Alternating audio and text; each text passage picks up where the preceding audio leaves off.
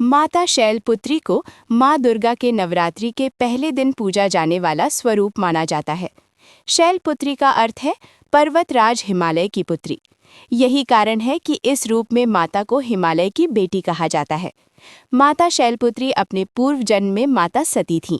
वे दक्ष प्रजापति की पुत्री थीं और भगवान शिव से अत्यंत प्रेम करती थीं।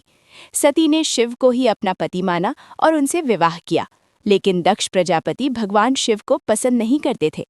एक बार दक्ष ने एक महायज्ञ का आयोजन किया, जिसमें उन्होंने जानबूझकर भगवान शिव को आमंत्रित नहीं किया।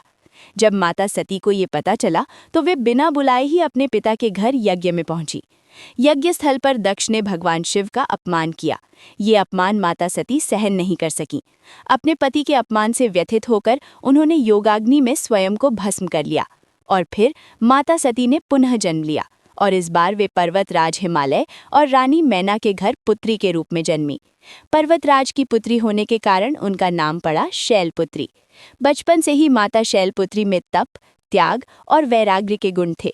वे पुनः भगवान शिव को ही अपने पति के रूप में पाना चाहती थीं। इसके लिए उन्होंने कठोर तपस्या की। उनकी तपस्या से प्रसन्न होकर भगवान शिव ने उन्हें पुनः पत्नी रूप में स्वीकार किया। इस प्रकार माता शैलपुत्री ही आगे चलकर माता पार्वती के रूप में प्रसिद्ध हुई। माता शैलपुत्री वृषभ बैल पर सवार होती हैं। उनके दाएं हाथ में त्रिशूल, बाएं हाथ में कमल। वे शक्ति, धैर्य और शुद्धता की प्रतीक हैं। नवरात्रि के पहले दिन माता शैलपुत्री की पूजा करने से जीवन में स्थिरता और बल मिलता है।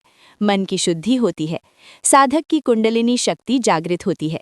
माता शैलपुत्री हमें सिखाती हैं कि सच्चा प्रेम, धैर्य और तपस्या कभी व्यर्थ नहीं जाते। श्रद्धा और विश्वास से किया गया प्रयास अवश्य सफल होता है। फिर आप लोगों ने अभी तक माता शैलपुत्री के प्रेम में आकर चैनल को लाइक और सब्सक्राइब क्यों नहीं किया?